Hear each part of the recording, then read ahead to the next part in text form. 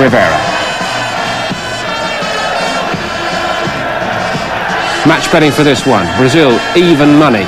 The draw 11-5, and Argentina 9-4. Second favourites of 2. But try separating these teams in any historical perspective. What a prospect for our commentary team, Trevor Francis and Martin Tyler. The defending South American champions against the reigning world champions.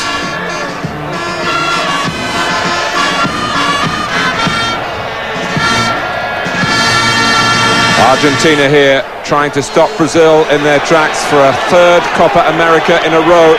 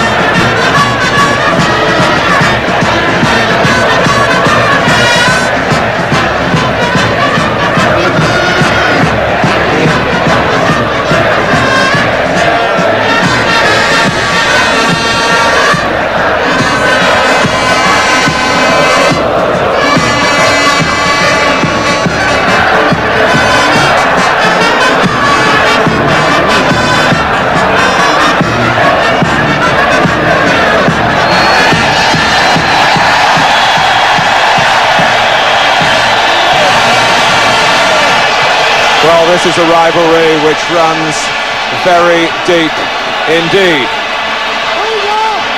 Mario Zagallo, certainly like everyone else, very surprised at Argentina's failure against the United States. He's had 3 days to sharpen his strategies against the old enemy. He's decided to stick with the side which outclassed Colombia, keeping faith in particular with Andre Cruz in the centre of defence and Leonardo in midfield.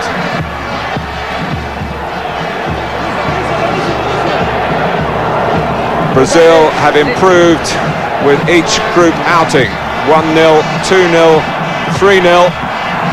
But now they face Gabriel Batistuta, and Argentina, stung by what the United States did to them.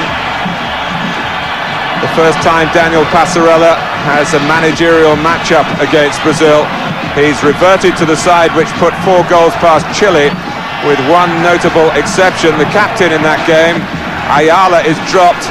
He made the mistake, also which cost Argentina their 3rd goal against the United States and their place at the head of the group. So Nestor Fabri partners Cáceres in the centre of defence.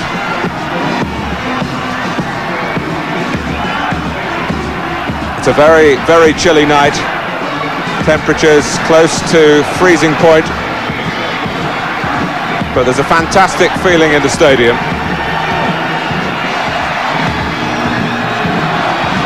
And sharing the anticipation, Trevor Francis.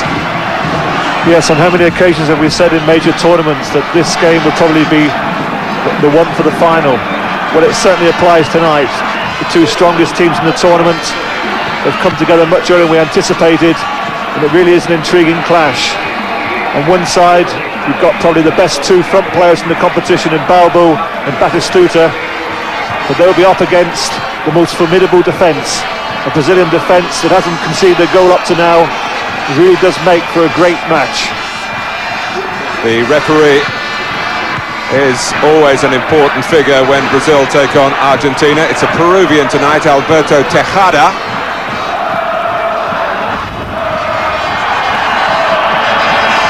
Well, Argentina looked powerful at the start of their group campaign before Passarella's second string were shocked by the United States. He's been brushing aside the criticism he's had here and back in Argentina itself,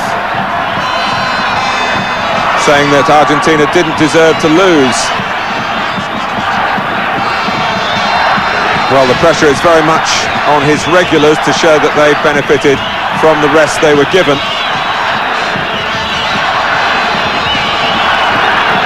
Taparel and Cristante, the two goalkeepers of very differing experience. A year ago, on July the 17th, of course, that was the day that Brazil were crowned champions of the world. It took a penalty shootout against Italy, and certainly penalty shootouts are very much the system of the moment here in the quarterfinals of the 1995 Copa América.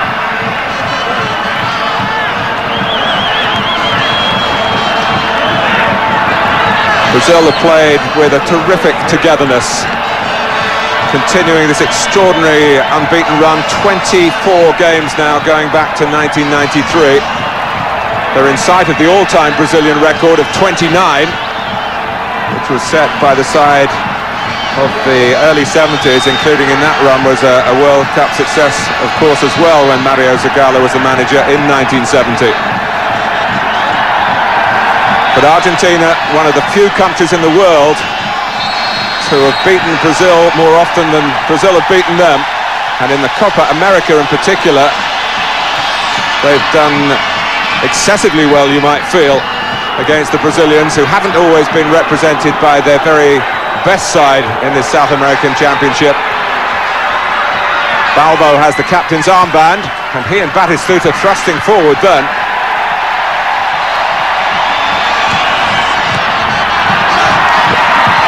Keep an eye on the early tackles. That one was certainly crisp and fair enough from Estrada.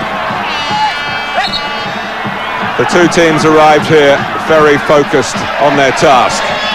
No pre-match interviews given. The players hustled straight into the dressing room.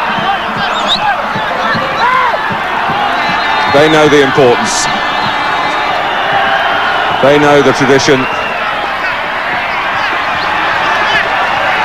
And they know how deep the feelings are, the divide in a football sense between Brazil and Argentina. Roberto Carlos. Leonardo, a scorer against Colombia when Brazil were superb.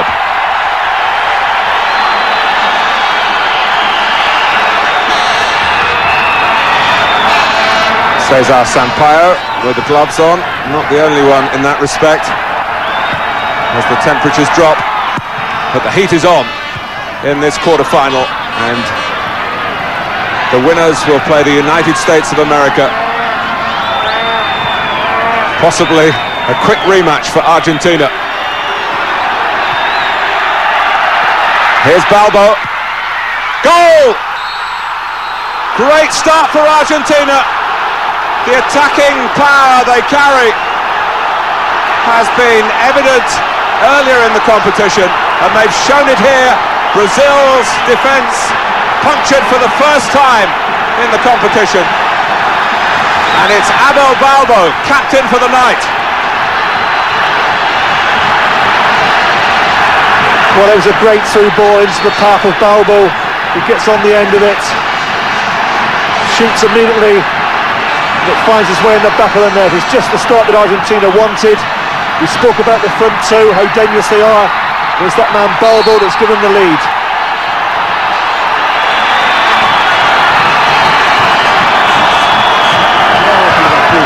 The goal after 2 minutes, set up by Borelli's pass, drilled home by Balbo.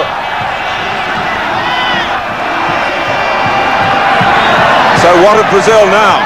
They have to play like world champions if they're going to have a chance of being champions of South America. Savio, the player, brought down. Chance for a quick riposte here.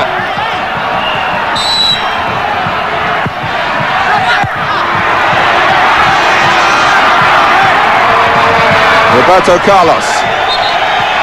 Juninho can't keep it in.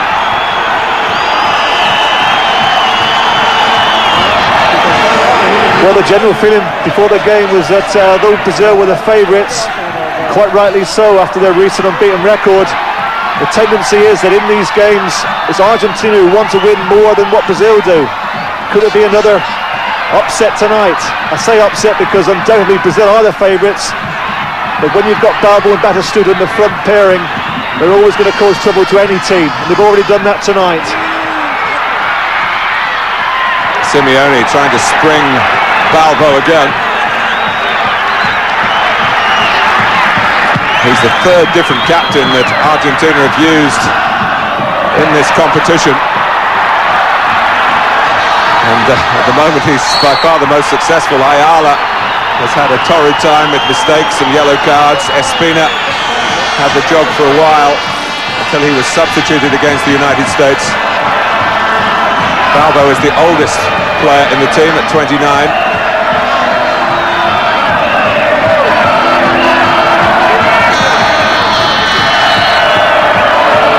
Juninho with a Brazilian free kick.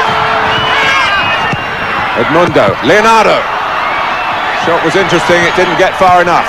Roberto Carlos! Well, making light of an outrageous angle. With no surprise, it wouldn't have counted. But it was a great strike nonetheless. Well, we've said on many occasions, haven't we? It doesn't matter what the distance is, it doesn't matter to Carlos. He must have the most powerful shot in world football at this moment, and here he strikes this with great power.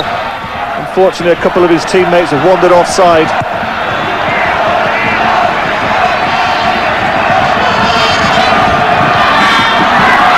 Batistuta saw the ball roll into his path within range. Well, Brazil, who've never, as we've been stressing throughout the competition, never won the South American title when the competition's been staged outside of Brazil. They're in trouble again here to Batistuta, and it was a whisker away from Balbo.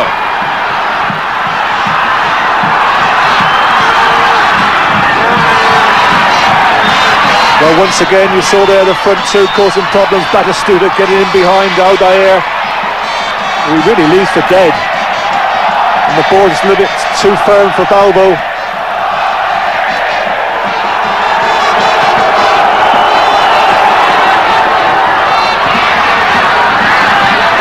Well, we never really see in many games just how good Brazil are as a back four unit, because the team plays so collectively well.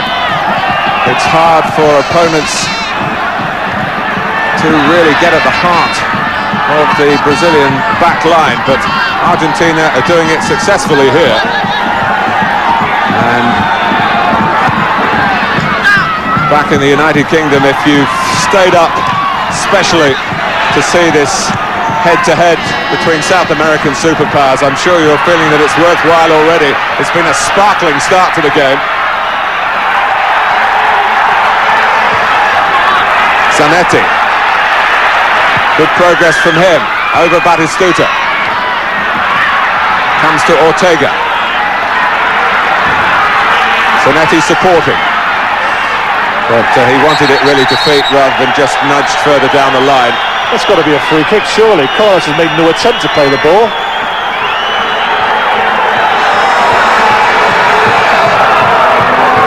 It's the pride of Brazil that, of course, makes them great champions, and that pride has been stung here. Dunga. Fabri, who's replaced Ayala. Oh, it's a calm kick from Cristante. It's only his 5th cap, by far the biggest game of his career. Andre Cruz with the interception.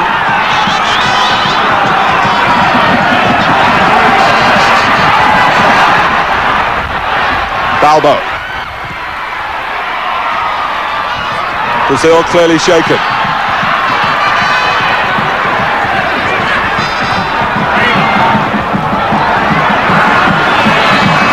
Well, it's a great start that Argentina have made. I was very interested to see how they approach this game, because it must have had a damaging effect on the morale losing so heavily to the US, but they've started very, very confidently. It's another shot for Tafarel to deal with from Balbo, never one that was really going to challenge him. But of course, Passarella has been saying, whatever happened against the United States, I wanted my players right for the quarterfinal. They had the opportunity to show how fresh they are, given the intense nature of fixture upon fixture in this competition. Brazil with relatively few changes made by Zagallo. Foul by Estrada on Juninho. This is no night for gentle apologies to be accepted. Juninho's angry, Brazil are angry. They're a goal down. That might change here. Roberto Carlos, Edmundo! It has changed. 1-1. And we haven't played 10 minutes yet.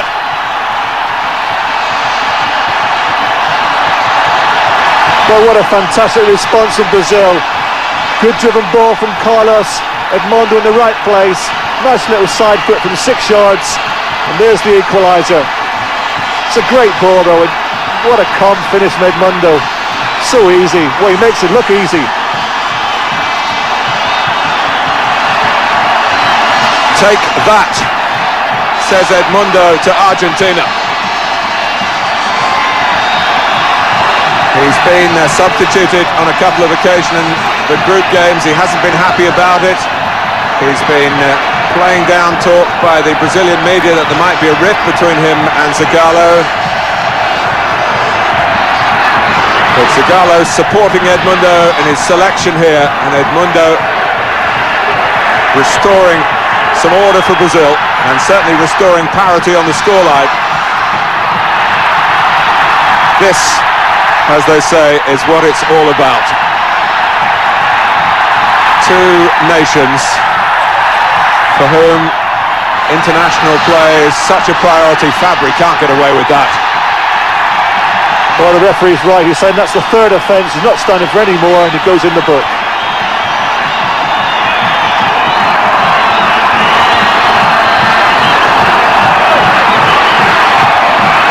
Sure, the stacking up of yellow cards has counted against Ayala, even though suspensions do not accrue in this unusual and some would say foolish system where it's fines and not suspensions for yellow cards. But Fabri now gets a caution of his own. Ayala's replacement, Jorginho. Here's Leonardo.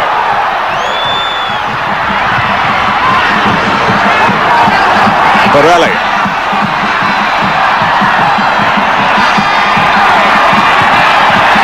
Well, it's all-out action, all-out attack when they get the ball from both teams here. Well, to think only 15 minutes ago in the pre-match discussion, we were discussing the merits of this game and really hoping that we wouldn't see another 0-0. That's the reason why football is such a great game. It's so unpredictable. We've been playing 11 minutes now. It's a fantastic opening, 2 great goals. What more could you ask for? Juninho. Cesar Sampaio. There have been plenty of times in the past where these rivals have concentrated more on kicking each other than the ball. But the play here is at a bewildering speed. Fabri. Balbo. Giving Argentina the lead. Edmundo equalising. The match 2 years ago finished 1-1, but it was a very different type of contest. It was decided on a penalty shootout, which, thanks to that great penalty saver, the Argentina goalkeeper Goicoechea. Brazil went out. 2 years before that, it was a league, a mini-league to decide the title, in which Argentina won it, Brazil finished second. The crucial game went 3-2 Argentina's way. And of course, it was only a year before that, in the World Cup finals, But Brazil was sent packing from Italian 90 by that late Canikia goal in Turin. Passarella again puffing nervously at the cigarette. So Brazil, you might feel, in a major competition. Oh, Argentina won. Aldair.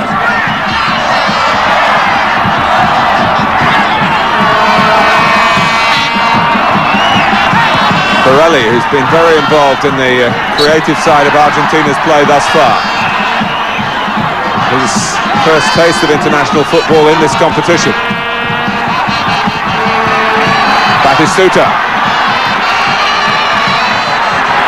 Just forcing Ortega a little wider than he wanted to go. In went Roberto Carlos, throw taken quickly. Leonardo losing out his challenge on Zanetti. And Argentina from that have a corner.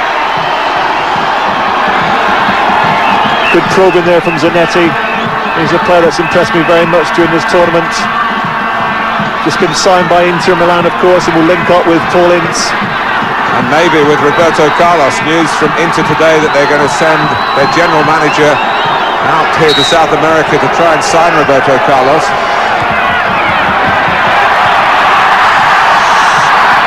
Jorginho brings it away for Brazil.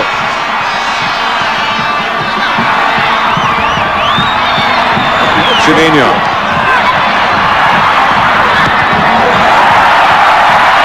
Edmundo trying to just duck back inside Estrada, who saw that drop of the shoulder and read the intention.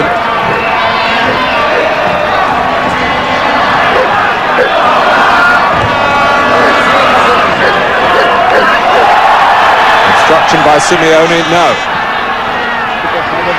Borelli. Chamot. There's no time to play the ball laxly as Chamot did then. Everything has to be crisp and concise here. You just wonder how long they can sustain this pace. It's nervous energy really that's playing a part as well. It's frantic. And it's led to a flow to the game that's an absolute joy to behold at the moment. Edmundo's come back strongly, hasn't he? Showing good form after a disappointing opening when he missed the penalty against Ecuador. He's now become the top goal scorer for Brazil in this competition. He's done well when you consider the sort of competition he's had to overcome. I really thought that Ronaldo or even Tulio may be playing tonight. Edmundo has justified his place certainly with that opening goal for Brazil. Well, we've been getting reports from Brazil that he's signed a deal to star in a movie in the Brazilian film industry. Another string to his bow. Oh, so far he's starring in this particular movie. The feeling is that perhaps at times he can be a little bit greedy. Or if he continues to put the ball in the back of the net as regularly as he is at the moment, his teammates are not going to complain. Chamot for Borelli. Simeone setting off, taking defenders with him. It's a great ball again for Balbo. Simeone was cutting back to the centre. And Brazil may well be complaining to the referee, but they've got to ask some hard questions about their own play defensively. Well, it's a great ball, but Balbo needed to hit it first time. Ortega with the corner. Oh, and Taffarel was thinking about what he was going to do with the ball before he'd actually claimed it.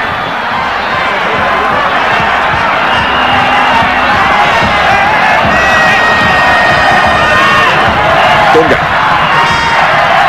who was talking in relaxed fashion yesterday, saying, well, we'll have to play Argentina somewhere along the way. We might as well play them in the quarter-final. Might not have been thinking that after a couple of minutes when Brazil were a goal down. Borelli, who's played two terrific passes for Balbo. Pressure by Zanetti on Roberto Carlos.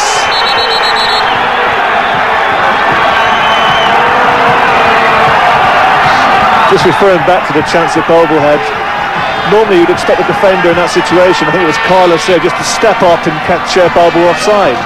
You let it to run with him, and if you do that, you have to get your tackle in, and he certainly got his tackle in, but I thought he was a bit fortunate because if Bogle decided to hit the ball first time with his left foot, could have been the second goal for Argentina. Savio. I think that's Fabry again, isn't it? It is. And the referee gave him a long, hard look. I think he looked first of all just to make sure he knew who it was. And Fabry is wobbling on the tightrope. Deep ball, looking for Edmundo again. Cristante rather clawing at it. Corner.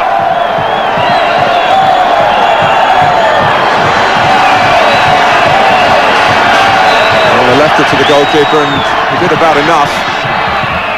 Corner veering in towards the near post from Leonardo. Brazil, of course, playing their fourth game in a row here in Rivera, comfortably based on the Brazilian border. Argentina really caught on the hop, having to leave Paysandú. Haven't fixed any accommodation here, but they moved into the hotel vacated by Ecuador.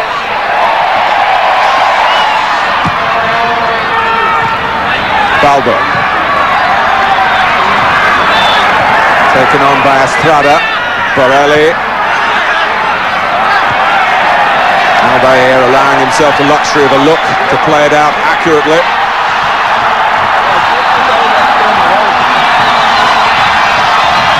Edmundo. Both Edmundo and Savio quite prepared to go into wide positions and work from the outside infield. In contrast, Batistuta prefers to go through the centre. That's better defending there from Brazil. That's what I was talking about before, Martin. The two central defenders, Cruz and Aldair, just step up and they catch Batistuta in an offside position.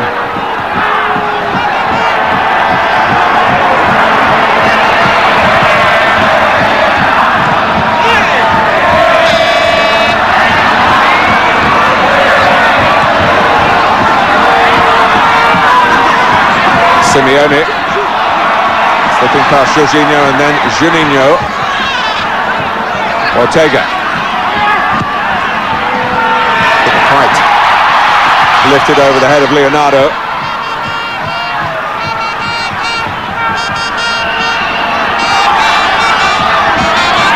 Borelli.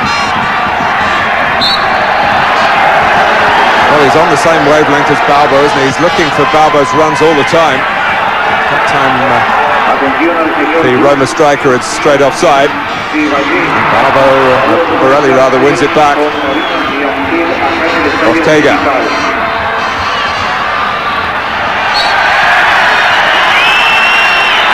Just caught by Juninho on the stretch.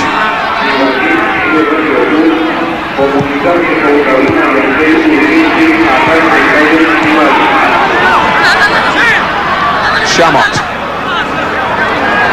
The Argentinian sporting public, of course, in mourning today the death of a real Argentine hero, the 5 times world motor racing champion Juan Fangio.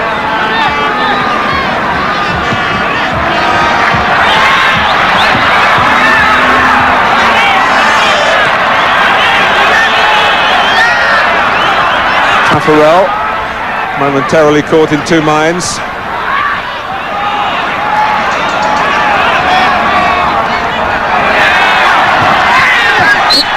And Jorginho reminding us that there's a lot of muscle on the pitch, as well as plenty of class.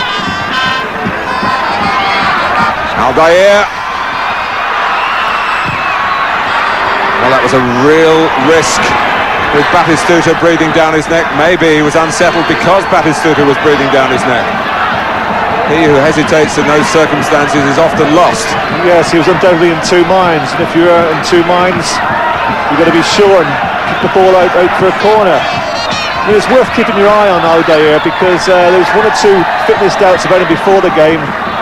Doesn't seem to be moving that easily, and maybe the problem's a little bit worse than what we anticipated. Yes, he was tentative in the warm-up here. Coming out with one boot on and one training shoe on. Didn't get there that time. There's a lot about Balbo, of course. Balbo again. Aldair clears effectively up to Edmundo. Undoubtedly Aldair and Cruz are in for a tough night. The movement from Balbo and Batistuta is excellent. It's a driving run from midfield from Leonardo. He got his chance against Colombia because Zinho was ill and took it, scoring the first goal. Of course, he's no longer competing for the position that Roberto Carlos has really made his own. Leonardo wants to play further forward in midfield, which is where you're seeing him in this Copa America quarter-final.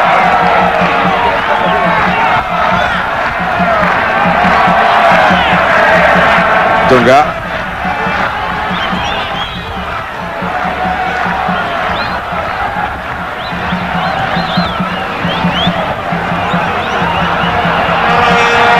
Zanetti. Balbo. Cruz, who's a strong left-sided central defender. Edmundo trying to rip away from Chamot. Argentina have always taken the South American Championship very seriously. The same cannot be said for Brazil in bygone tournaments. It was often an invitation event and they declined the invitation, or if they did, they'd send regional representatives rather than the full national side, which explains their relative lack of success compared to Argentina and Uruguay. But it's a mandatory event now, every 2 years, and you just wonder, given what the United States have done in this tournament, whether they'll play it in the States sooner rather than later. Juninho, Edmundo! Cristante blocks with his legs. A Brazil breakaway and Edmundo in the clear for a moment again.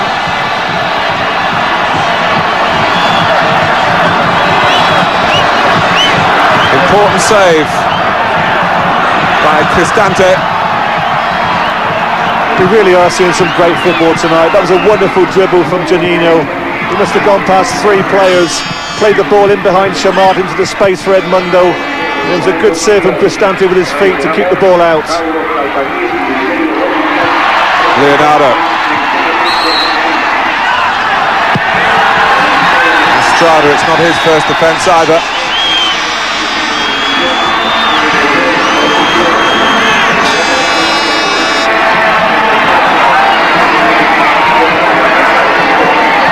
The referee from Peru.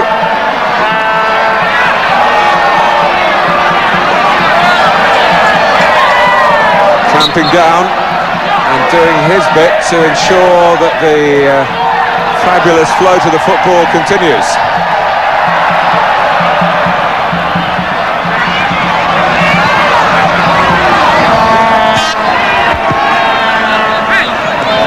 Borelli.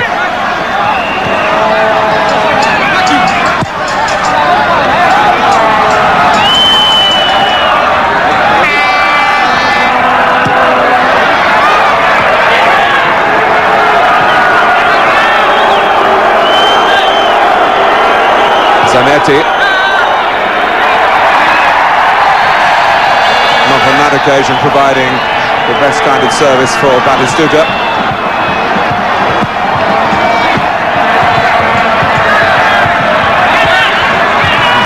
Confident ball across from Jorginho to Andre Cruz. And Brazil are still going from that. Now Cáceres is in trouble. It's another yellow card for Argentina. And for the centre-back, Cáceres.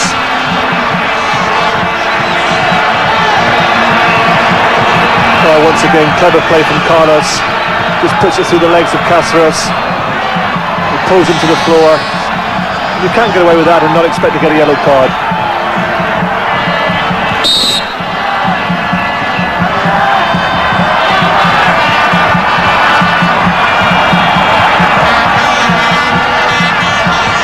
Roberto Carlos.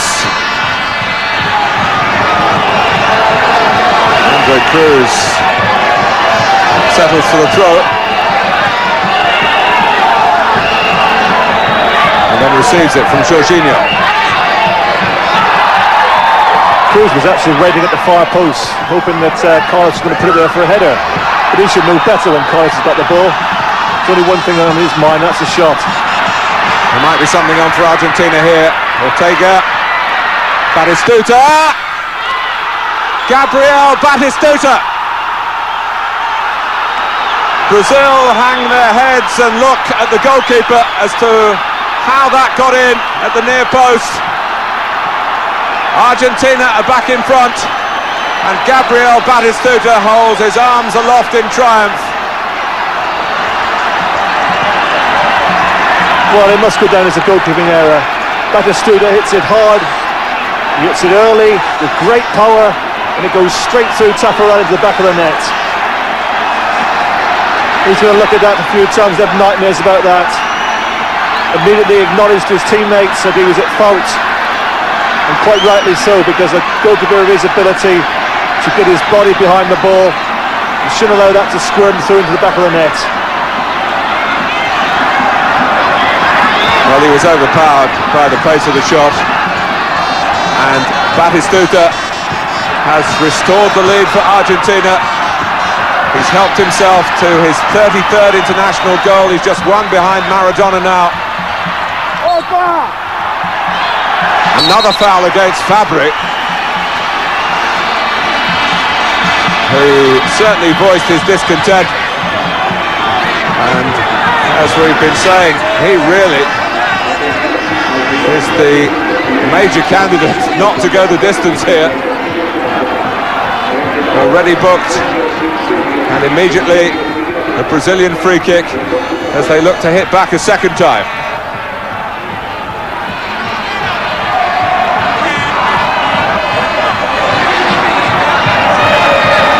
Juninho, who scored against England at Wembley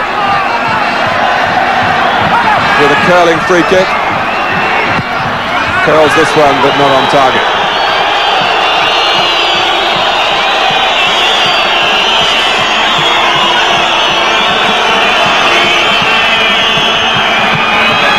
Whether it's part of Argentina's game plan, I'm not sure, but it's interesting that both goals have come from a similar area. They really have exploited that area between Carlos in the left-back position and Cruz as a central defender. Bobo scored in that situation, and it was Batistuta making a similar type of run in between those two defenders. Ball is played in there, and it's in the back of the net.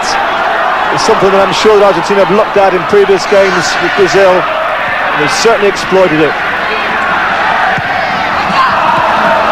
And they've got the big hitters up front, Abel Balbo and Gabriel Batistuta. In terms of goal potential, the real heavyweights in this competition, indeed, you'd say, in world football generally. A great pair of attackers to have, and they both come up trumps again here on this big night.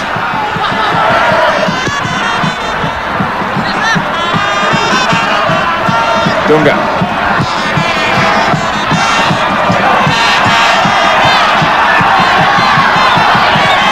Andre Cruz, Savio's header. When you hit shots like that and they find their way into the back of the net, you often feel it's your night. If you remember against the US, Batistuta found himself in similar positions on 2 or 3 occasions. It never even made the keeper on that occasion, Casey Keller, have to make a save. But tonight, he's hit it hard, he's hit it with great power, and it's in the back of the net. And of course, Gabriel Batistuta has done more than most to bring these back-to-back titles in 91 and 93 for Argentina in this competition. In fact, we first really heard of him as an international force in the 91 tournament, when he scored 6 goals, 3 more in 93.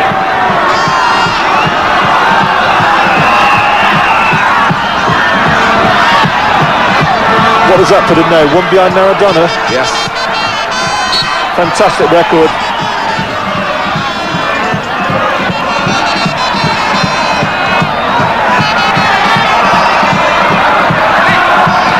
Aldair.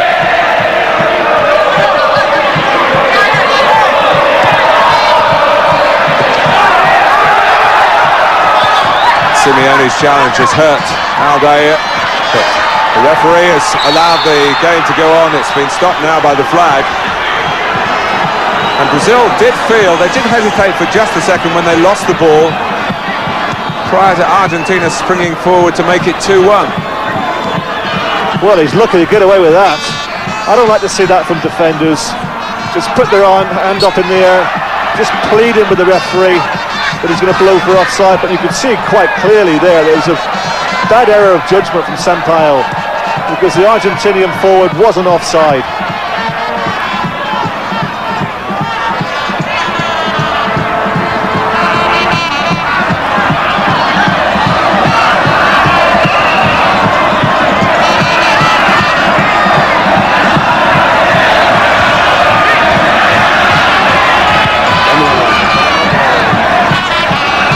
Borelli. Cleverly done again.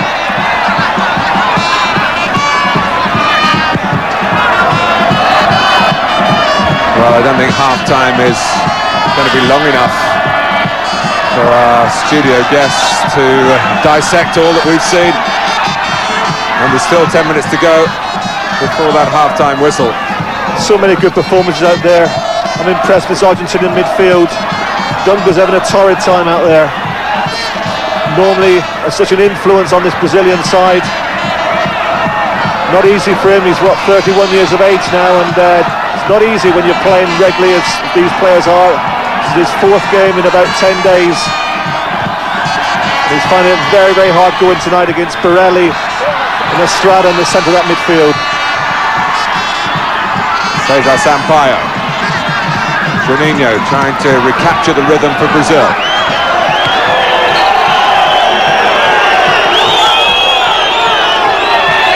Well, they hit back pretty quickly the first time.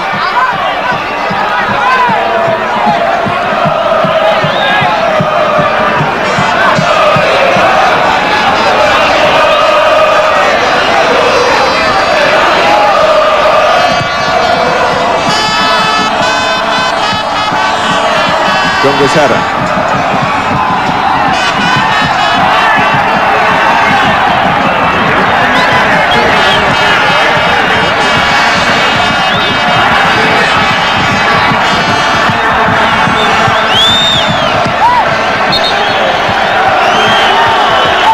Well, Trevor, you're making the point about Dunga and possible tiredness for Brazil. Mario Zagallo, as he was in the Umbro Cup last month, sticking by and large to the same players for each game. Has Passarella got it right, perhaps? We'll know that in about an hour's time. If you win, the manager's always right. If Zagallo loses that, I'm sure the critics will say he should have brought Zinho back instead of Leonardo. Perhaps he should have played Tullio. In fact, you can make a case for two of them, because they've not been flush with goals, but Zinho has scored. Tullio came on in the last game against Colombia and scored with a fantastic overhead kick, but neither of them are here tonight playing.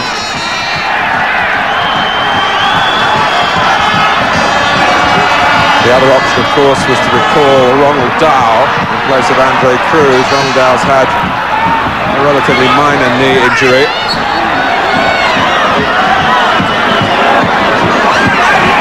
the other concern defensively, is just how fit is Aldair. You mentioned Ronaldo, he's another goal scorer. He's only scored 7 goals, of which one of them was an own goal from Magita. And 3 of those players, Ronaldo, Zinho and Tulio, have scored but aren't playing tonight. So you just worry that there's a lot resting on Edmundo's shoulders. Simeone, flicked away by Andre Cruz, not very far, helped on by Leonardo. Borelli, more defending for Brazil to do. Jorginho did it instantly.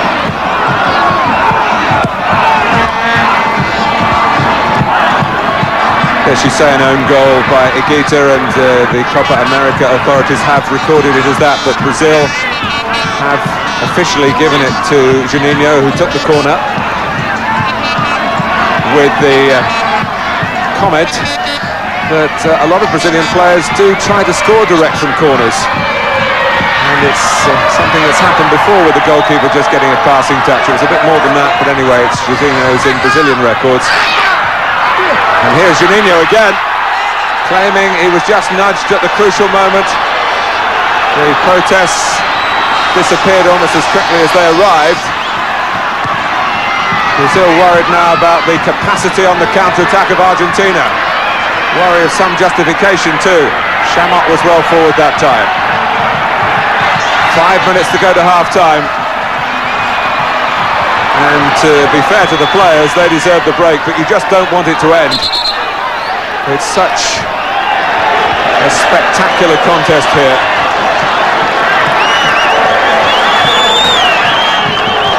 Well, that's about the first time that Fabri's made a challenge and not committed a foul.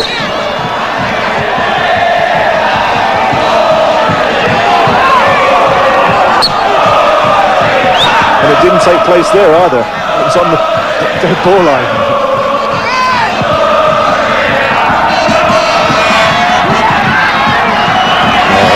The referee coping with the spirit rather than the letter of the law. And he's done his bit to help the way the game is shaped up here.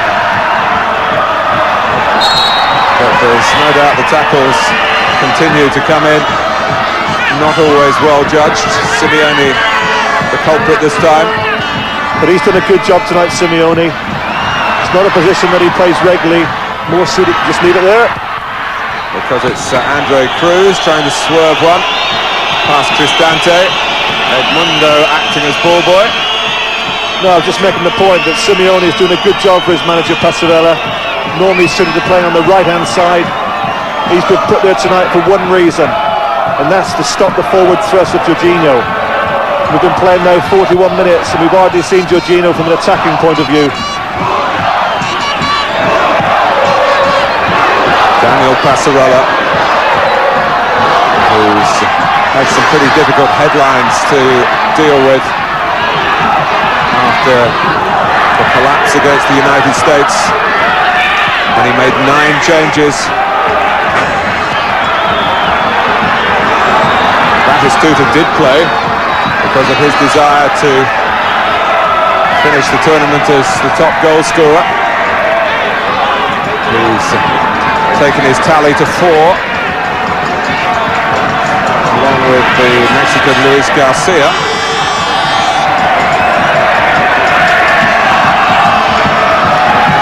Mexico, of course, now out. Andre Cruz.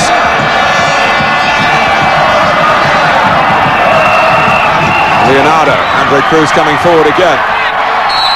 Tripped by Borelli, he gets booked.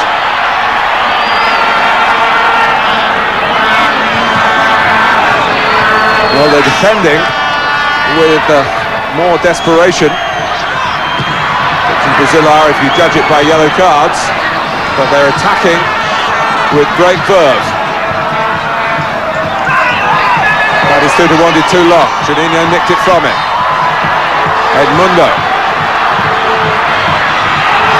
Well, Fabri hesitated for a moment. It looked as though Edmundo would be past him, but there was help on hand.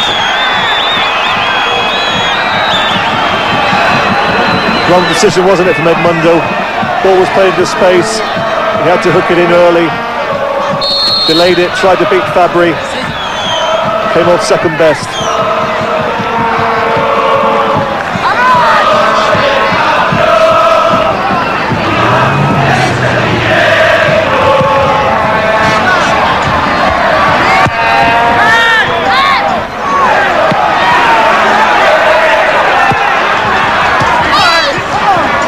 Cesar Sampaio right into the back of Balbo, but getting the ball at the same time.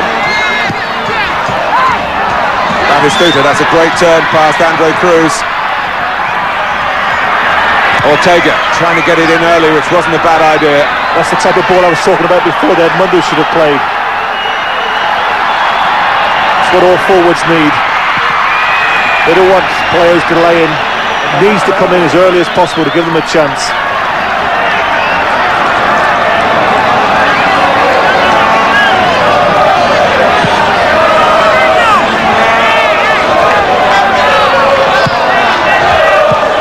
Jorginho nudging it on for Savio, and he's sent tumbling by Estrada.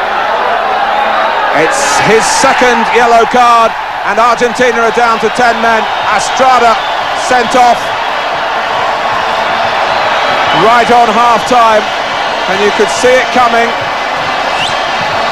and the referee losing patience here.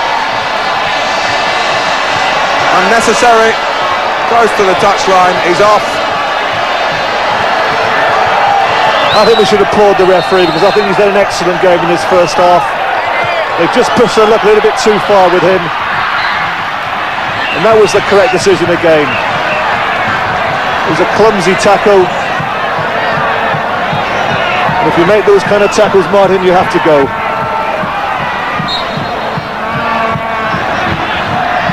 Well, you could forgive him perhaps if it was in a goal-scoring situation where he might have been asked the question of whether he was going to prevent a Brazilian equaliser.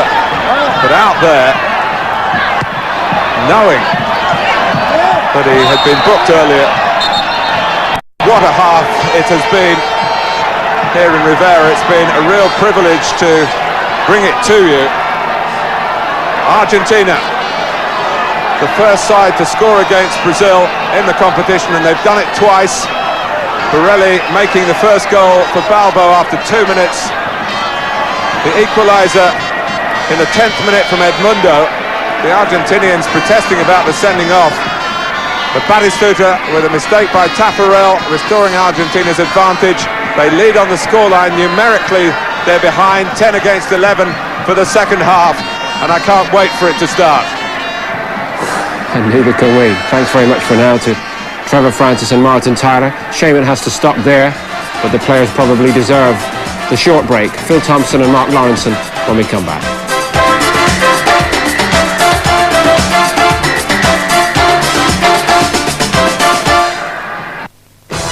You're watching Sky Sports. A preview of the Lady Protector movie premiere season. Detectives Chris Lacey and Bill Reimers are back. And this time they're going undercover as the typical American family. Regina, my husband. Chris. And if they can just get off each other's case, Yes. Not yet. Not yet. Not yet. they might just solve this one. No, wait a second. Richard Dreyfuss, Emilio Estevez, and Rosie O'Donnell. Another Stakeout premieres Saturday at 8 on Sky Movies. We found it, the amber nectar. What is that? Oh, it's a flesh-eating spadefoot. That is the mother of all toads. Mother's behind you. Don't forget, both semi-finals will be live on Sky Sports, but we've got some issues outstanding at the quarter-final stage here. And exactly a year on from Brazil's World Cup triumph, can they wrest the Copa America from Argentina's grip? Let's go back to Trevor Francis and Martin Tyler. Thank you, Paul. Well, Daniel Passarella has lost a holding midfield player in Estrada with that sending off right on half-time, and he's replaced him with Perez positionally, who's the logical candidate from the substitutes to come on. He's the number 5, and Ortega has had to be sacrificed. Away we go for the second half. The 11 of Brazil against the 10 of Argentina, who lead by 2-1. Dunga, Juninho, leaving Perez.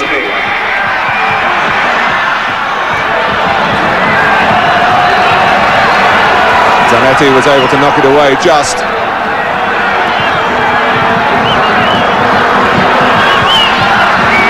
Well, Argentina, you feel, might have to forfeit a share of possession here, but they still retain the big two up front, who split the goals between them here.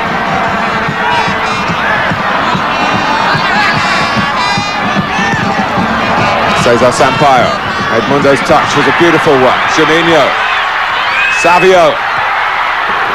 Well, Brazil, as you would expect, starting the second half, meaning business. Well, that was great interplay, wasn't it, from Juninho and Savio.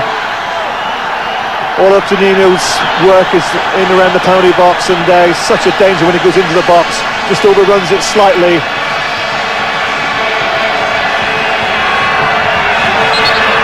A little nudge by Edmundo, he won't get away with that.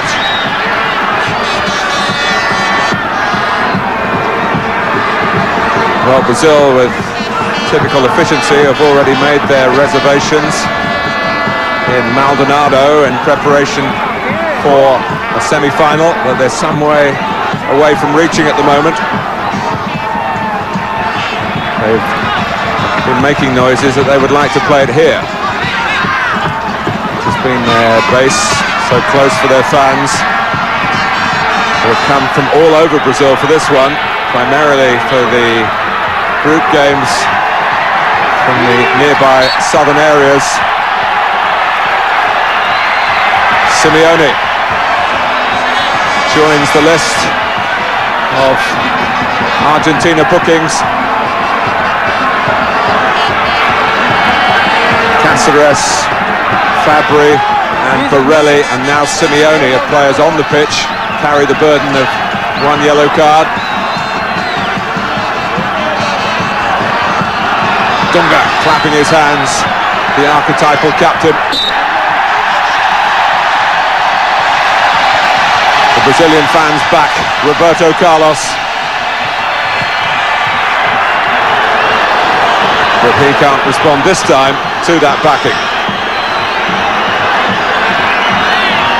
Well, no team likes to play with 10 men, but it may not have the effect that you think it will have, because obviously it's a loss to be without Estrada, but the reason why I say that is because Brazil, they play with Sampaio just in front of the back four as a shielding player, in front of the middle two there, Aldair and Cruz.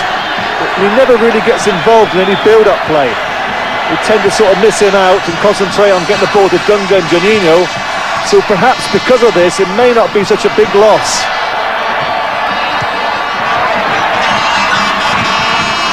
Savio.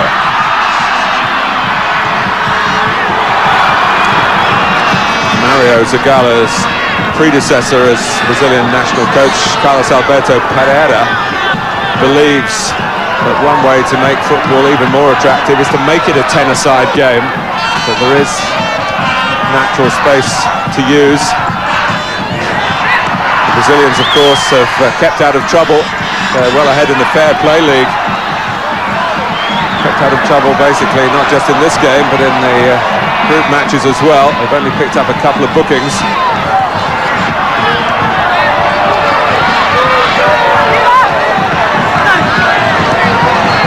I would have thought at half-time that Zagallo would have made a change and taken off Sampaio, because really what he's trying to do, what he's been doing in the first half, is shooting the back four, but really I think in this second half you've got Batistuta and Balbo. They're going to be isolated. They're not going to get the support they did in the first half.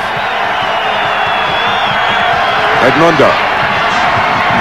Here's Aldair with license to come forward. But you do feel that they haven't got the physical presence in the penalty area for that type of fight for it cross, when it comes in more precisely as it was when Edmundo scored Brazil's goal here. Well, of course, they've got the touch and the movement. So they want the big men up from the back at a corner, although it goes short to Jorginho. Back to Leonardo. Comes for Cesar Sampaio. Tried to steer it into the top corner. Well, he was forward, Trevor. Well, that's the first time he's got forward in the game, and he almost made me eat my words there. Well, he could do it because Argentina had pulled everyone back. They tend to go for that placement, don't they? That's what Leonardo did against Colombia. Rather than blast it, a little side foot, almost placing it. Just gets a little bit too much height on it. He knew where he wanted to put it.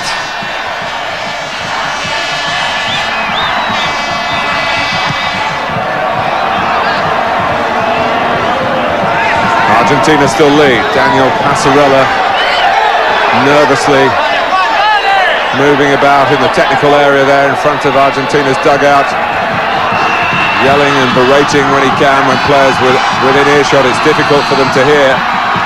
Certain games earlier in the competition you could pick out every word. Edmundo trying the dummy then. Cáceres, Balbo. The best piece of defensive play from Cesar Sampaio. And we'll look at the firmness in the eyes of the referee again, who's been right up with play. Juninho, straight onto the head of Fabri.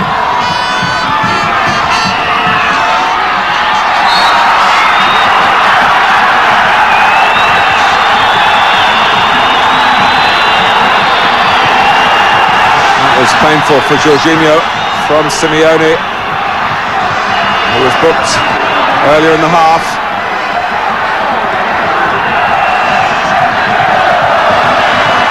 Cesar Sampaio.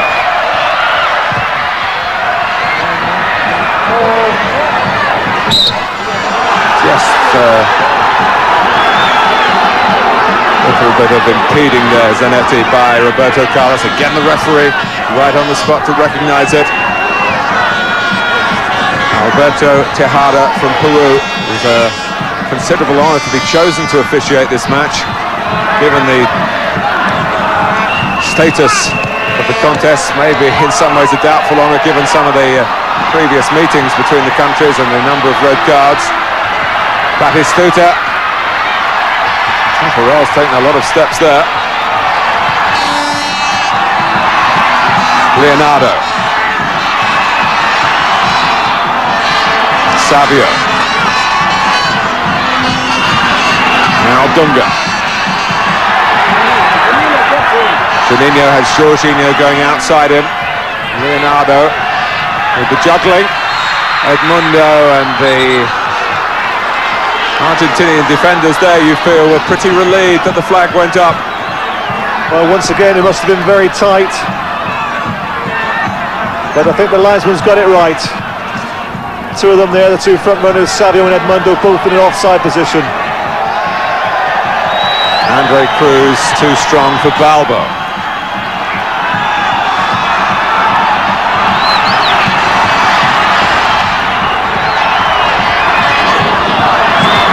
Zanetti.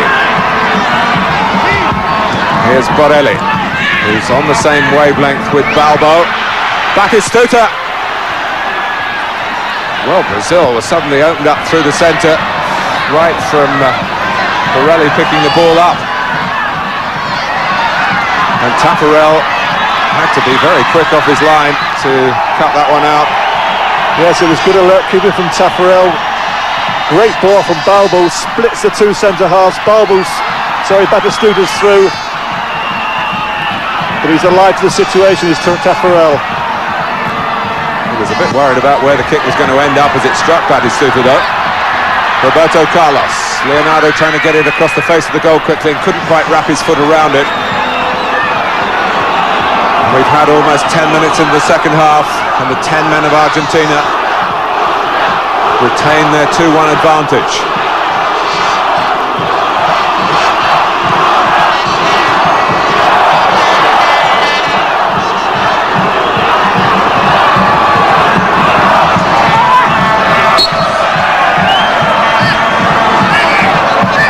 If you talk to any Brazilian fan, they'll tell you that there's just something about the attitude of Argentinian footballers that makes their hairs on the back of their neck bristle. They feel they're a bit arrogant. It all leads to the desire for victory to be at its greatest when the two countries meet. I'm sure the Argentines in their turn will say that the Brazilians have a superiority complex with their World Cup successes. Well, they certainly play a good pressing game. I've said on many occasions that I've never seen an Argentinian side work as hard as this one. Except, of course, in the last match against the US, when they were missing so many players. But the feature of this game tonight is the pressing. They work so hard for one another. Batistuta, who's happy to shoot from anywhere, but even with the sting he carries in that right foot, it would have to have been something extra special from here. But he's bettered Tafarel from an acute angle from one side. Why not try from the other?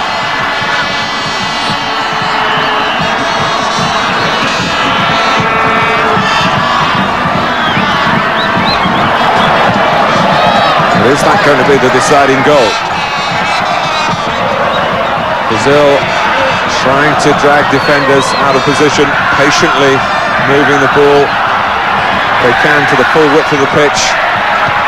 Simeone filling in there. They're going to leave Batistuta and Balbo upfield, and the rest will get behind the ball, and even Batistuta prepared to do that here. I personally don't think that Brazil have got enough players in attacking areas, Martin. Leonardo. Roberto Carlos. You know, I feel they rely so much on the front two, and Janino coming from just in behind. I mean, Dunga doesn't get anywhere near the box. Leonardo, just leave it there. Roberto Carlos got round the back. And that would have been a story, wouldn't it, if Janino had risen at the far post amongst the defenders and headed the equaliser? Well, at least he wants to get in the box, doesn't he? It's a good cross from Carlos. You don't expect Janino to out-jump 6-foot defenders, but he gets that well for a small fella. But I'd like to see one or two others get in the box. Leonardo has played most of his football at full-back, although in the Japanese league with Kashima he's been playing as a striker, I believe. But he's not what you call an outstanding goal scorer.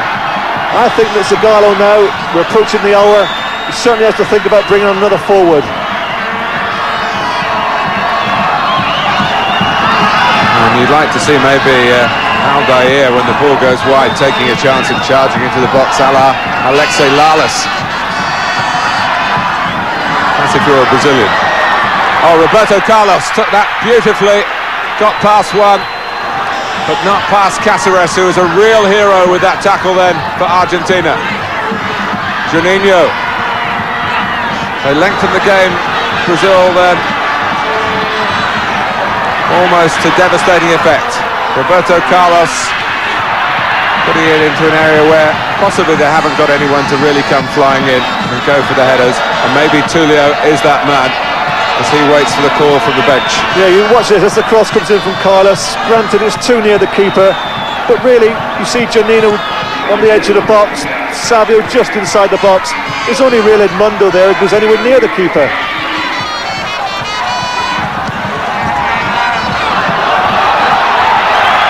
Andre Cruz having to sprint. Aldair, the world champions, are 2-1 down with just over half an hour to go to the defending South American champions, who are looking for a hat-trick of titles. Leonardo. Roberto Carlos. Well, whether it was a slice whatever, it was a wasted opportunity from a wide position to get a decent ball in.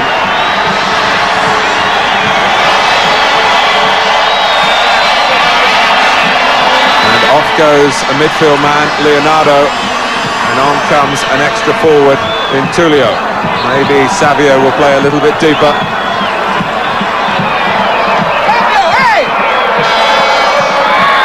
And Daniel Passarella has reacted, and he's going to make a change of his own. No foul.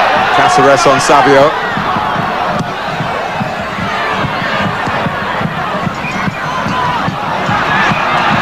Jorginho. Aldair striding forward.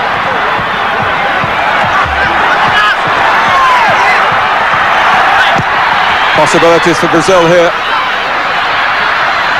Roberto Carlos. Rather straightforward cross. And it was dealt in a straightforward manner, and that's the goalkeeper's.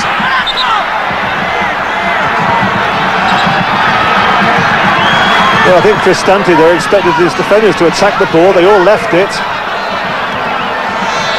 Could have been an embarrassing moment for the goalkeeper. Wow. This is something of a gamble. Batistuta is being taken off for a defender, Ayala. Now maybe there's an injury that we haven't really been able to detect, but given the significant positional switch, one leans towards the fact that Passarella is going to decide here to sweat it through, stick it through and say, well, we may not need another goal. Well, whatever you want to say about Passarella, certainly got courage. Take off probably the best goal scorer in the competition.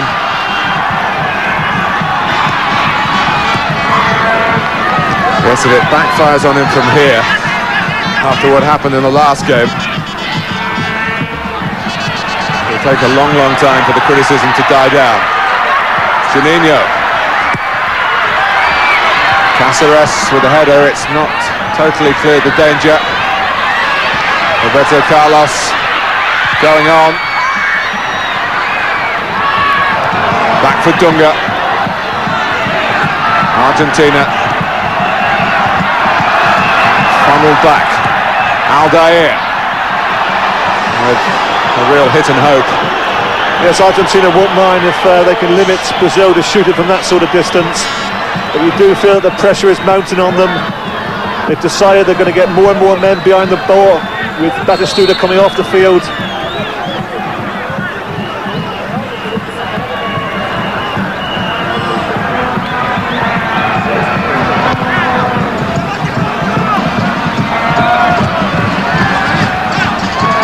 Zanetti. Andre Cruz, pressed by Borelli. Zanetti got in, it breaks for Balbo.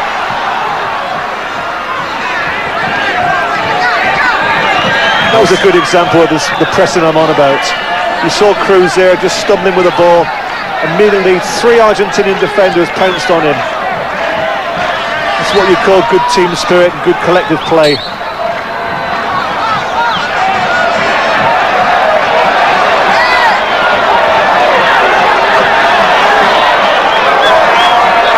Well, he was always a forceful figure as a player, Daniel Passarella, and he's looking to forge a name for himself here in international management. Borelli takes a free kick that Brazil weren't happy about. Ayala right in there.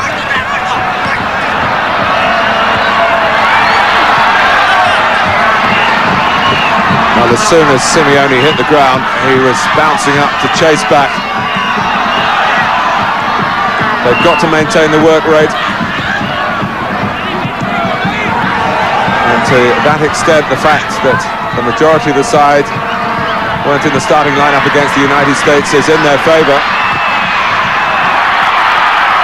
Tulio.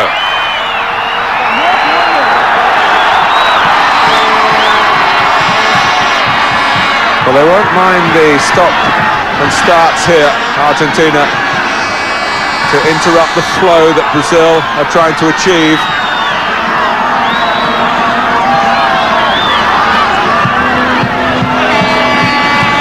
You can see that Tulio caught Simeone. Well, the sending off has meant that it's a different type of contest here in the second half, but in its own way it's just as compelling to see whether Brazil have the firepower here to pull this quarter-final out of the fire. Dunga. Here's Aldair. Jorginho calling players towards him. Look at the players that Argentina got around Juninho. Nicely done by Barelli. Zanetti, great recovery by Dunga. Handball by Barelli, who has been booked.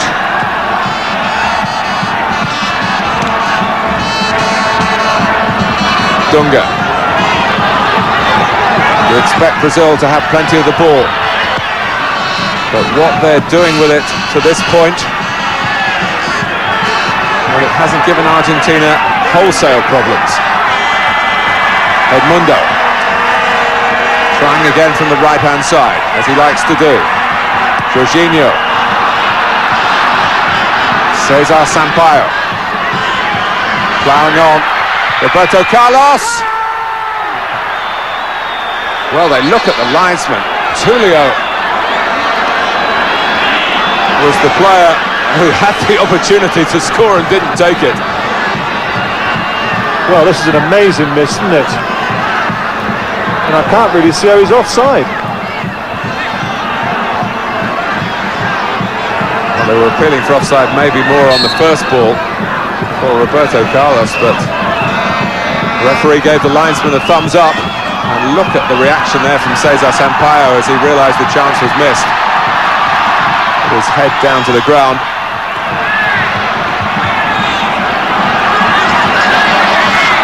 Well, there have been many times in the past when Brazil have taken this tournament lightly and gone out of it without a fight. They're certainly fighting here, but they might still go out. Argentina trying to put up the shutters. Andre Cruz. Passarella needs heroes out there in blue and white striped shirts. Savio withdrawn into a deeper role as Leonardo was taken off to facilitate the arrival of Tulio. Aldair. Back go Argentina again. Dunga. Savio. Close down Roberto Carlos in a pack again. Brazil need to be able to retain the patience in their approach, not panic, and retain some defensive concentration as well. Simeone's got Balbo with him. A breakout by Argentina here. And given the weakness that Tafarel has shown on the near post, maybe that was in Balbo's mind. He was considerably off target in his attempt to squeeze it into that area here. Well, it all started from awful defending from Aldair. Simeone had overrun the ball. Aldair should have just taken the ball away, far too casual. Allowed Simeone to go through, and they were faced then, Brazil, with a 2-on-1 situation.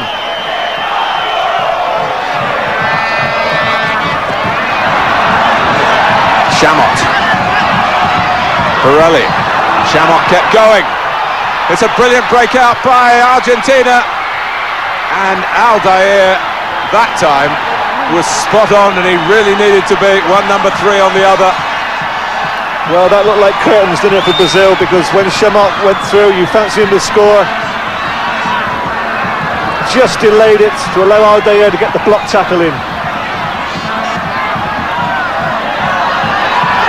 And you feel Argentina have got to do a little bit of this to stop it being a constant siege. Savio. Edmundo Couldn't knock it straight away back across the face of goal. Has the chance to do it now.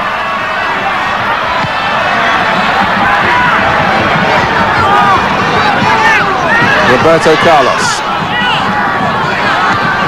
Now Cesar Sampaio. Dunga. Aldair has a crack. Argentina will feel if they keep coming from there, even from Brazil, the chances are they'll see it through. Yes, once again it's from distance. Aldair fancies his luck, his second shot in this half, but it doesn't trouble Cristante.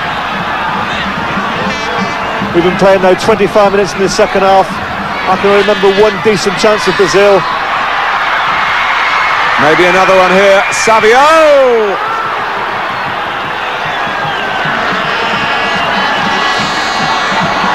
Well, that's the second. The first was to Tulio. This to Savio. He fashes it out of his own making. Goes past the defender, hits with his left foot. It's always rising. Not a problem for Cristante.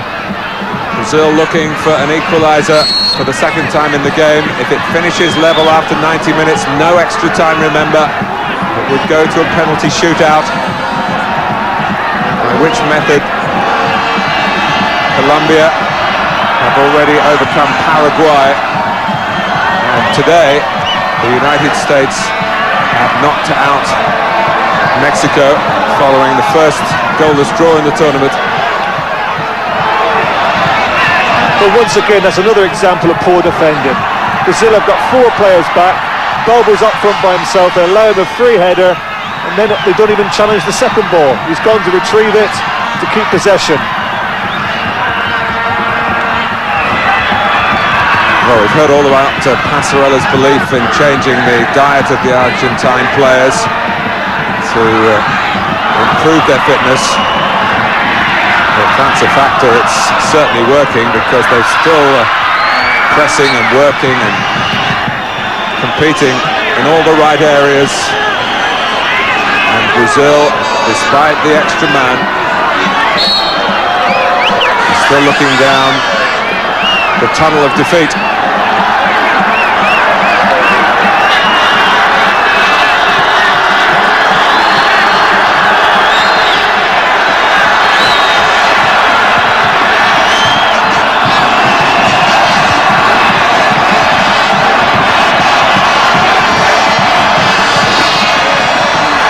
Savio.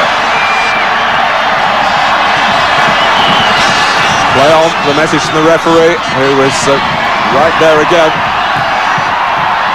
to allow Fabri to get away with the challenge. Juninho. Edmundo.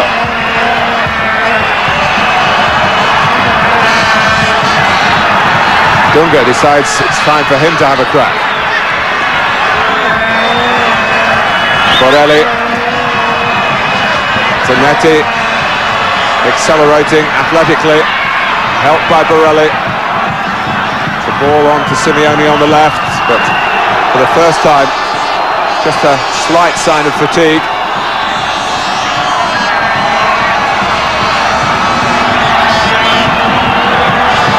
And back come Brazil once more. Well, now to look for another forward, maybe right for light, possibly Acosta straight for Balbo. Edmundo. Oh, Ayala, who's made some mistakes in this tournament. Cost him his place in the starting lineup tonight. He's only a young defender, though.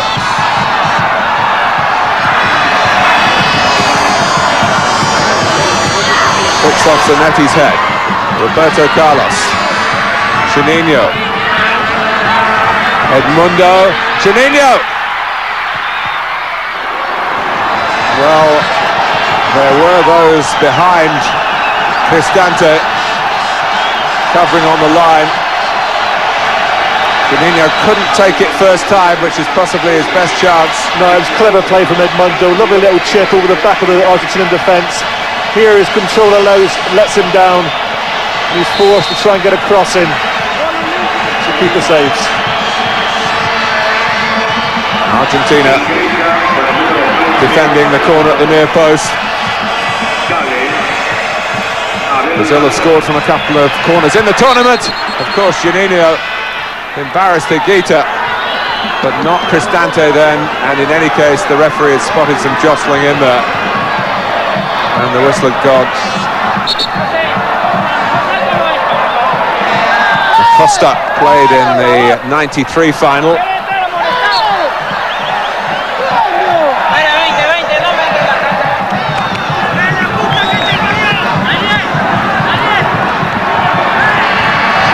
Well, here you see the corner, and well, I can't see too much wrong with that. A little bit of time wasting here, I think.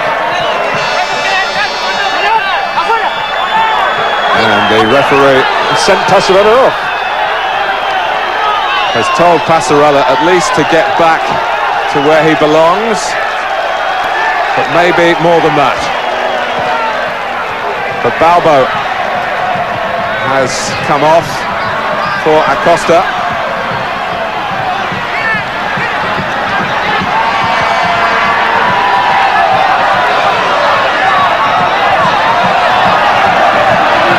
Acosta with an immediate involvement.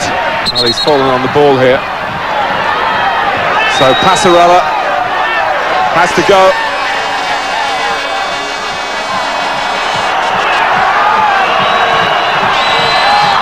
So Argentina have lost a player, and now they've lost the brains behind it all. Daniel Passarella. Will that lead the team rudderless as they move heroically towards a victory here? Acosta. Chamot is supporting him. Well, that was a great run from Chamot, wasn't it? He must have gone in between 3 or 4 Brazilian attempts at trying to tackle. I mean, some of the tackling from the Brazilians leaves a lot to be desired. I mean, if you look at the two teams, in terms of desire and determination and aggressiveness, Argentina are streets ahead of the Brazilians tonight. It's not pretty to watch, it's a rear-guard action, but they certainly deserve to get something from this game, I feel, Argentina, for the effort they put into it. And of course it was pretty to watch when they were playing with 11 men. Yes, you know, when Estrada got sent off, it really spoiled the game as a spectacle, because it was one of the great first half we've seen in this tournament.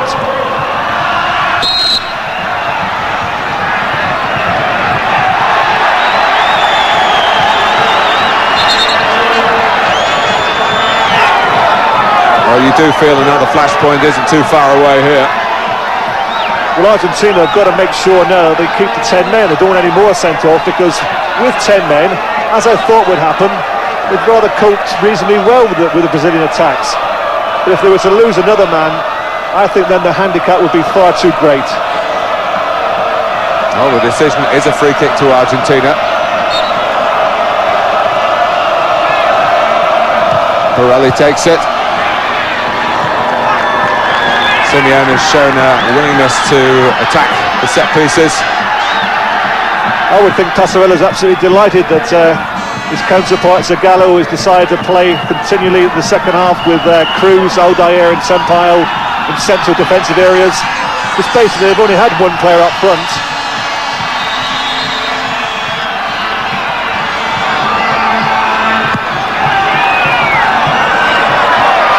Well, he's certainly one of the stars of the show here tonight. A supremely alert referee, Alberto Tejada. Peru, the team, went out in the group phase, but they're represented well here by the remaining referee, Juninho. Oh, it's come back his way. But you still feel it's got to be particularly precise for Brazil, as it was when Edmundo...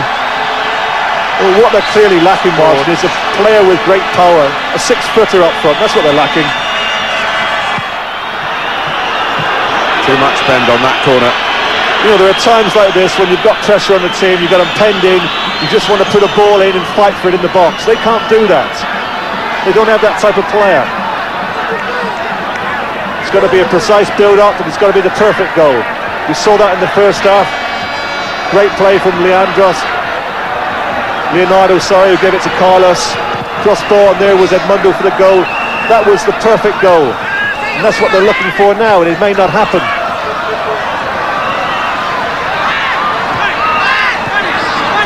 Zanetti. Well, with the energy of youth and the desire of youth, some might say overcommitting himself there. He might learn a bit more about being back in his own half in these circumstances. A little more space for Brazil to utilise here. Jorginho's cross. Tulio takes it down. Tulio! Surely it was handball.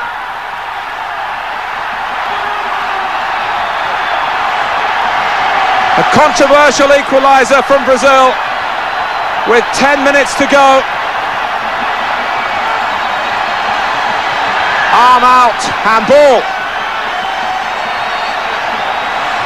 Well, most definitely it's handball, but I think if you look closely, he's also offside as the cross comes over from Jorginho.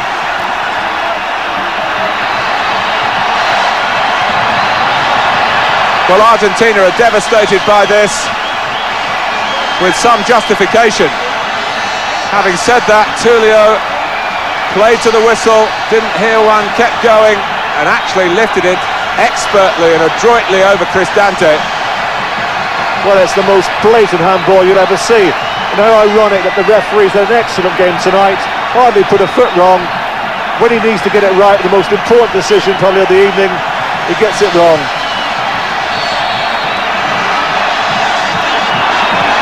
Well, there'll be English viewers who'll be saying, well, it's about time Argentina had a handball against them.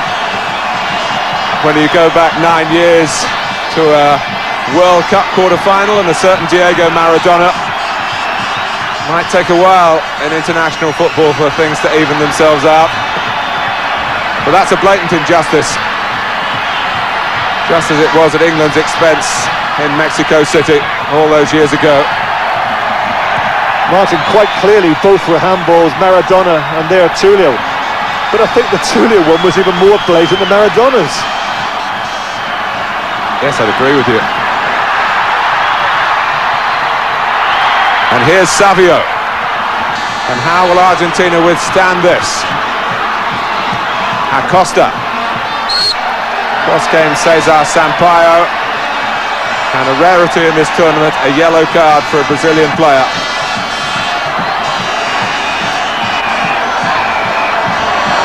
Yes, no complaints there. Little body check. Sampaio becomes the first Brazilian to win the book, I believe, tonight. Yes.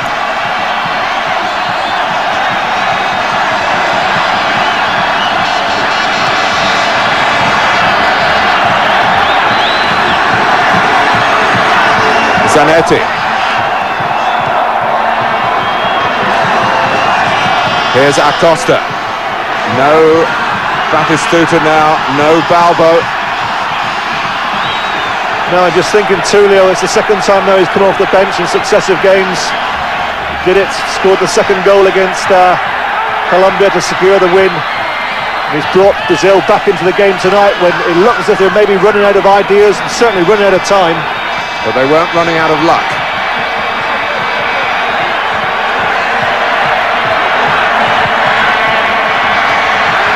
Roberto Carlos. Well, it has been, strangely for a Copa America, a tournament really until tonight without a major controversy. We've got one now. Cáceres, they've got to keep their concentration here, Argentina. Roberto Carlos, oh, that looked bound for the back of the net. That was a great block from Fabri. There's only one place that was heading for, and that was the back of the net. Cristante wouldn't have got near that. Just have a look at this. It's going in the far corner. Great block. Well, they've given an offside, so it wouldn't have counted, but Fabri wasn't to know that.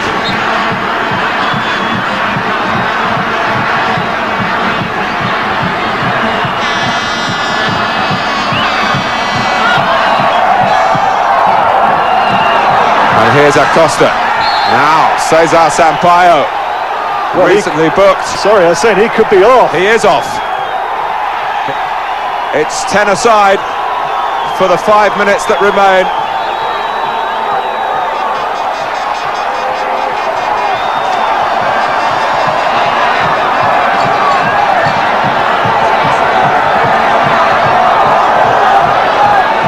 Player who got a red card in the last Copa America a couple of years ago against Paraguay goes here for a second bookable offence.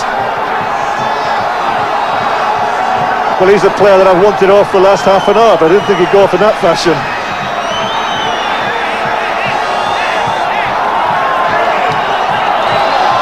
Oh, what a last 5 minutes we have here. Argentina back on equal terms, with full justification about, as far as the players on the pitch are concerned, Brazil back on equal terms on the scoreline with no justification at all.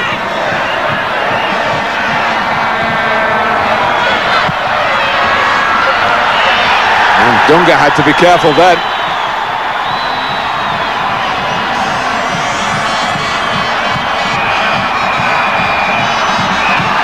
Well, the first one's a great block, but I think you see here that Dunga doesn't attempt to play the ball.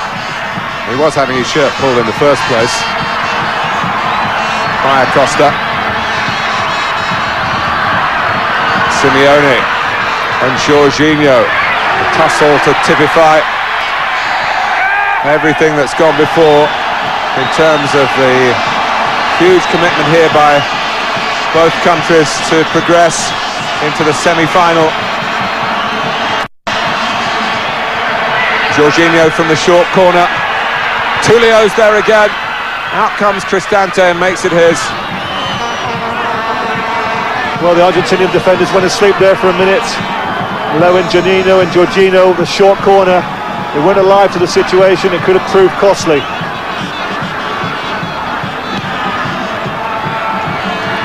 Well, are we exactly a year to the day from Brazil's most famous penalty shootout going to see them involved in the same type of conclusion?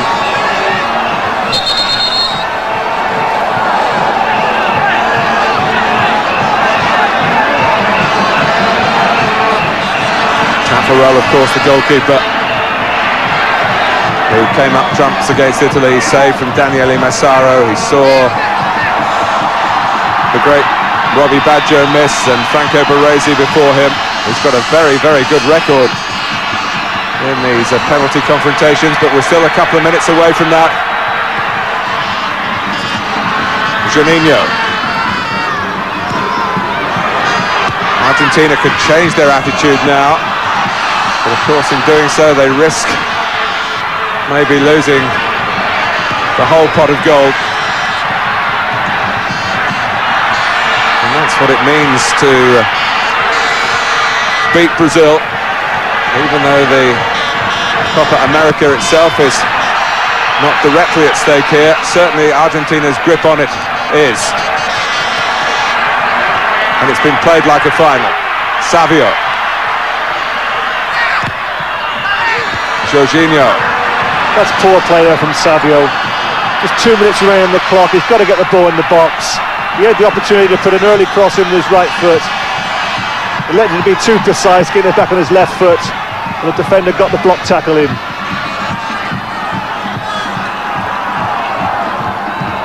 Cáceres.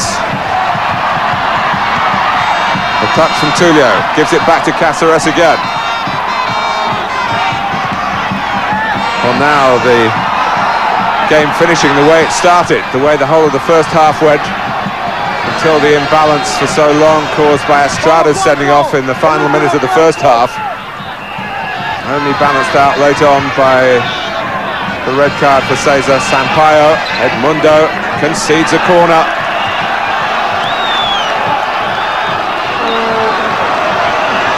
Well, no one's in a hurry to take it, are they? I think they've both decided that draw will do. Well, I doubt if they've got the energy, to be honest, Trevor. It's been physical strain, the mental demands as well. Fabry has come up, Ayala's there, he's useful in the air. Aldair makes it his. Back with Simeone, 90 minutes played. 2 of the 3 previous quarter-finals have been decided by penalties. Oh, and Acosta doing his best to make the shootout not necessary here. Once again, a clever little ball from Simeone. Acosta does the right thing, he can't delay it, he knows Aldair is close to him. Hits it first time. Could have gone anywhere, but certainly in the last seconds of the game, it's worth a try.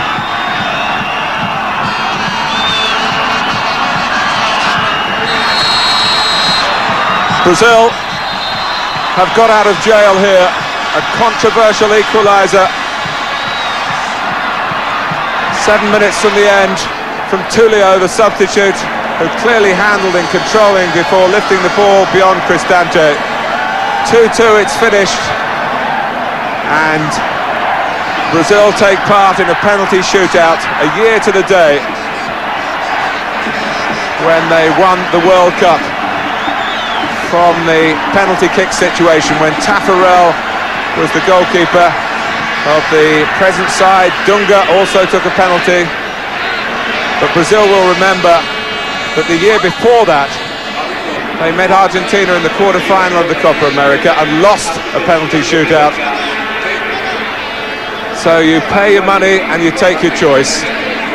But a hugely entertaining and eventful 90 minutes here has finished 2-2. Batistuta and Balbo for Argentina, the scorers in the first half. Edmundo with a classy goal to make it 1-1 early on, and then Tulio in the nick of time with luck very much on Brazil's side. Well, I just hope that Argentina have already decided prior to the match, in the case of penalties, who will take them, because Passarella has been sent off and he certainly can't decide at this moment, so it's going to be left to the players. Well, we were getting reports, Trevor, that Cáceres, Simeone, Borelli, now they're still on the pitch, but the other two, Balbo and Batistuta. But of course other factors, that's all very nice in theory after the last training session. But Passarella has come out there. I'm not sure he's entitled to do that. I think he's saying, I'll take the penalty. The arguments here are about the handball.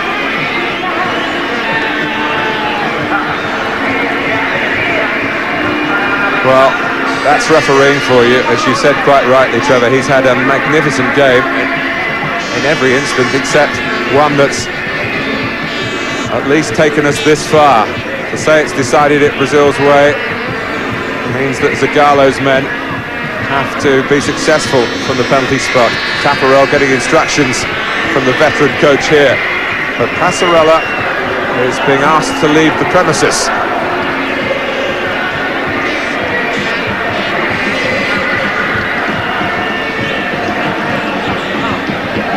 The reports from the Brazilian camp talk of Dunga, Roberto Carlos, Edmundo, who of course missed the penalty in the opening game against Ecuador, Andre Cruz and Leonardo. Well, Leonardo's been substituted, so he's not in the mix.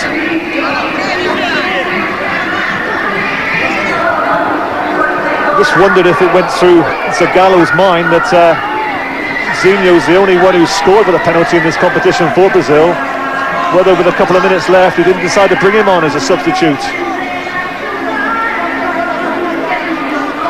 Well, possibly. Sorry, Trevor, I was just concentrating there on a handshake between Passarella and the referee to settle the matter, and he then went down the tunnel.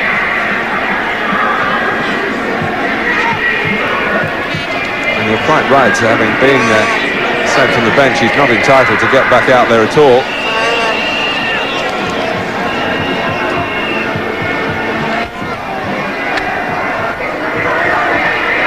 So It's been an intensely dramatic match, and that will only increase as the place in the semi-final is decided here at skill from the penalty kicks. Technically, Brazil have extended their unbeaten record to 25 games. Even if they lose the shootout, it will go into the record books as a draw, as indeed technically the World Cup final does. And just a word on the two penalty shooters that we've seen up to now. I've been very impressed with the standard of penalty taking. Last evening, Colombia, of course, against Paraguay. 9 out of 10 penalties were converted. And tonight, the US were in great form. Unfortunately, Mexico, not quite so clever, but overall the standard has been very, very good. Well, you look back on Argentina's recent record in penalty shootouts, it's been very good, of course, largely down to the skill of one man who's not playing tonight, Goicoechea, who somehow used to cast a spell over opposing penalty takers, while Cristante has to try and follow in his footsteps. Taffarel has the look of a man who's been through this before and relishes it. And remember, back in the Olympics in '88 in Seoul, he defied a West Germany team which included Jürgen Klinsmann with a whole series of penalty saves. Yes, I would think that Taffarel is looking forward to making up for one or two of the errors that he committed tonight in this game. Undoubtedly the second goal was down to him, and I don't think he was totally blameless on the first. Last night, of course, in the penalty shootout, we saw Guita making that fantastic save to win it for Colombia, but the previous 4 penalties, he guessed wrongly, never got near any of them, but came out to be the match winner. You just got that feeling tonight, it may just be Taffarel's night.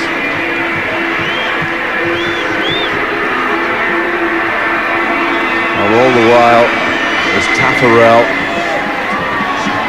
chats, bounces around, Cristante is keeping his thoughts to himself. Right. And certainly didn't beat them easily.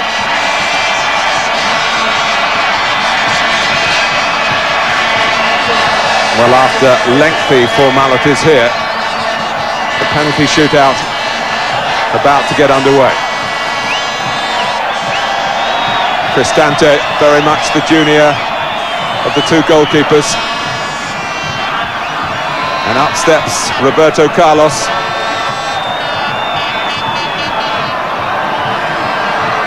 Who scored a penalty in the '93 shootout between these 2 countries. He's asked to score again for Brazil here to get the shootout off for Brazil on the right foot with Roberto Carlos's famous left foot. Still the officials aren't satisfied. Well, this is very unsettling for the player. It's not what Carlos wants at this moment. He just wants to get on and take the penalty. Whatever the delay is, it's not doing him any favours at all.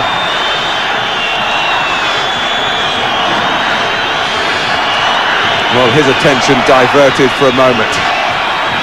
Trying to get focused now on putting the ball beyond Cristante when he gets the signal to do so.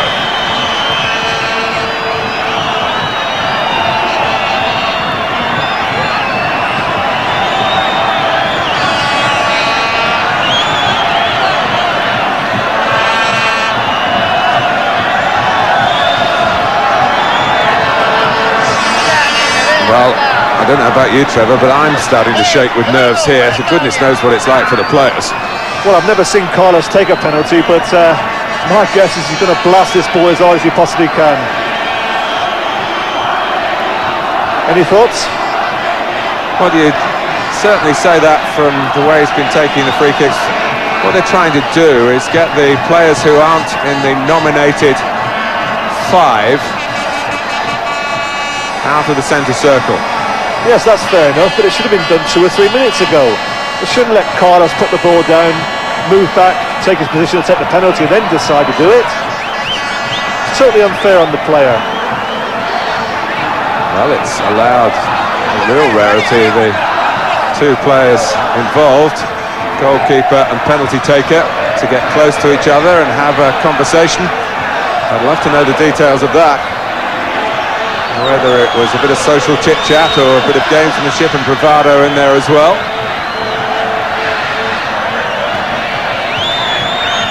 All taking time. Finally, Roberto Carlos gets the signal to take the first penalty of the shootout for Brazil. In it goes.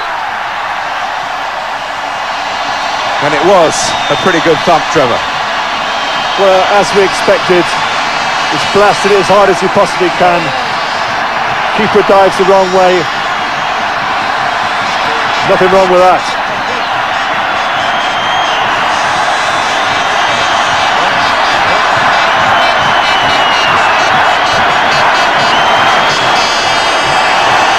So, from behind, Argentina get level with Perez. Well, it's a similar penalty, isn't it? Driven hard and low, keeper dives the wrong way.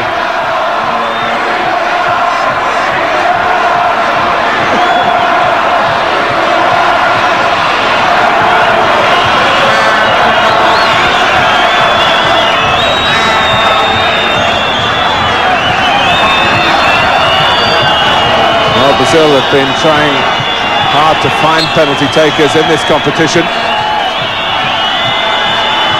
Here comes Tulio. And he's rather scuffed it in. Well, I think if you see this again, if the keeper had stood and not moved, he may have saved it. Straight down the middle, Cristante dives and wishes he hadn't bothered. Well, that's not the most convincing penalty, is it? But it's 2-1 to Brazil. Acosta. Another veteran from the shootout of '93 in the Copa América, and he scores, and it's 2-2. Once again, we're seeing a very good standard, 4 out of 4.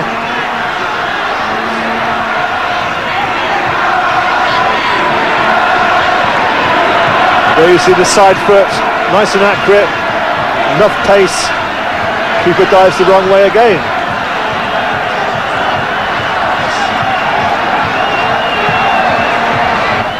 Andre Cruz, who is a dead ball specialist. Viewers of Italian football will know that.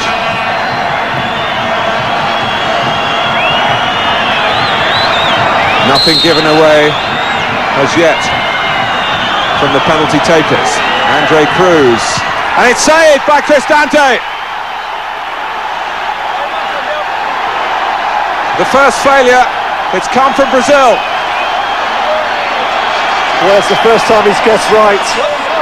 And he makes a good save. Pushes it out with his left hand.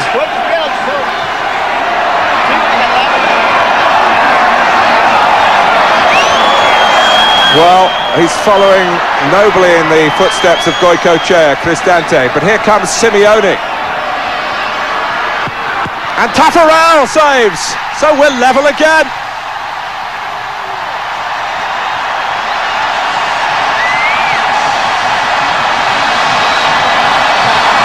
Three penalties each. 2 apiece have been scored. Little side foot from Simeone, not a great deal of power. Tafarel guesses. It's back to all square. And Dunga. Well, when you've taken one in a World Cup final shootout, you shouldn't be fazed in a quarter-final. But the job has still got to be done by Brazil's captain. And it is. 3-2 to Brazil. Nerves of steel, Dunga. That's a great penalty. Calm as you like. Driven just inside the post. Keeper goes the wrong way.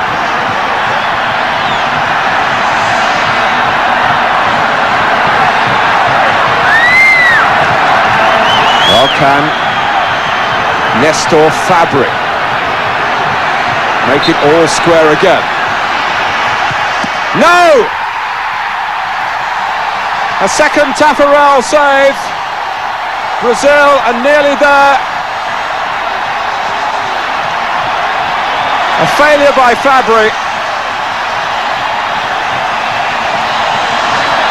Good save, wasn't it? Elects to go the right way, moves slightly early, as they all do. Gets down to make a good save. Well, Edmundo, going through his mind perhaps thoughts of the failure in the game against Ecuador when Brazil started the competition. Didn't cost them then. Now he has the chance to put the World Cup holders into the semi-final of the Copa América. Argentina are out. No hat-trick of titles for them in the South American Championship. Brazil will play United States. And Edmundo's penalty. Well, here you see it. Gustander guesses the right way, gets his hands to it, but the power takes it through him into the back of the net.